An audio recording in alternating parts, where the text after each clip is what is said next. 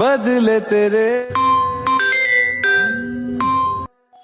আপু, তোমার boyfriend call দিয়েছে। ফোন স্পিকারে রাখ।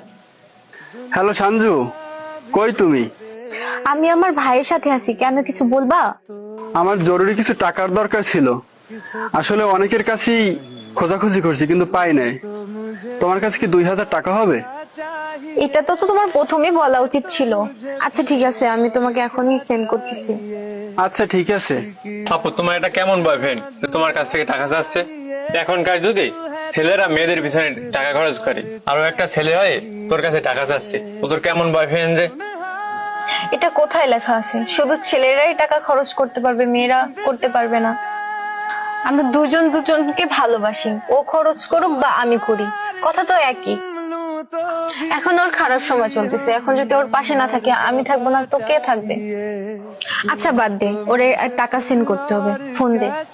আচ্ছা তুমি ফোনই ছিলা, ফোন কাটো নাই? হ্যাঁ, এতক্ষণ লাইনই ছিলাম। তোমার সব কথাই এতক্ষণ শুনছি আমি। আসলে ভালোবাসার মানুষ যদি এভাবে ভালোবাসার মানুষের পাশে থাকতো, তাহলে ভালোবাসা কোনোদিনই নষ্ট হতো না।